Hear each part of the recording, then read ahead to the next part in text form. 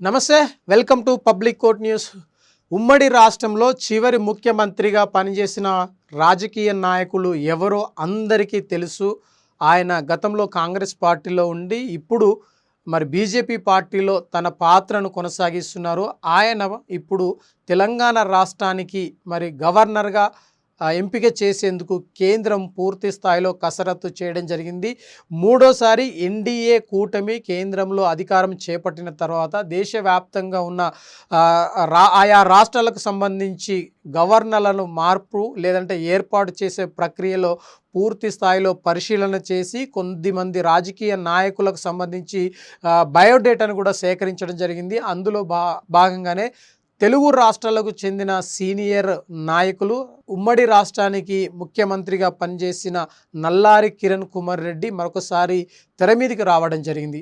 ఆయనకు తెలంగాణ రాష్ట్రంతో పాటు ఏపీలో కూడా పూర్తి స్థాయిలో మంచి పలుకుబడి ఉంది.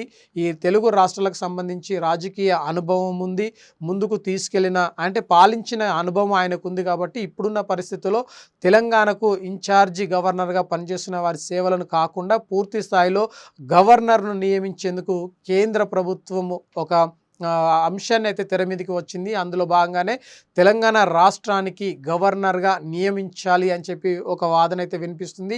మరొక వైపు తమిళనాడుకు సంబంధించి కూడా మరొక నేతను నియమించేందుకు అవకాశం ఉంది. లేదంటే సౌత్లో బీజేపీ పాగా వేయాలని చెప్పేసి గత ఎలక్షన్లకు ముందు నుండి కసరత్తు చేయడం జరిగింది. కానీ కొన్ని ప్రాంతాల్లో గెలుపోటములు పక్కన పెడితే రాజకీయంగా ప్రభావితం చేయాలి, బీజేపీ పార్టీని బలోపేతం చేసేందుకు బీజేపీ ఆయా గవర్నర్లను నియమించేందుకు ఏర్పాటు చేసింది. మరొక వైపు తమిళనాడు లేదంటే తెలంగాణ ఈ రెండు రాష్ట్రాలకు సంబంధించిన గవర్నర్ల విషయంలో నల్లారి కిరణ్ కుమార్ రెడ్డి పేరు అయితే తెర మీదకి వచ్చింది. ఆయన ఖచ్చితంగా మరి ఏ రాష్ట్రానికి గవర్నర్గా ఎంపిక చేస్తారు, ఏ విధంగా ముందుకెళ్తారు అని చెప్పేసి అయితే ఆసక్తి అయితే నెలకొంది. మొత్తంగా తెలుగు రాష్ట్రాల్లో సీనియర్ నాయకులుగా ఉన్నారు. ఆయన గతంలో రాష్ట్రానికి ఉమ్మడి రాష్ట్రానికి ముఖ్యమంత్రిగా కూడా సేవలు అందించడం జరిగింది. మరొక వైపు ఇప్పుడున్న పరిస్థితుల్లో ఆయనను గనక గవర్నర్గా తెలంగాణలో నియమిస్తే ఇటు బీజేపీకి లేదంటే బీజేపీ పార్టీకి మంచి అవకాశం ఉంటుంది. ఎందుకంటే గతంలో కూడా హైదరాబాద్లో ఉన్న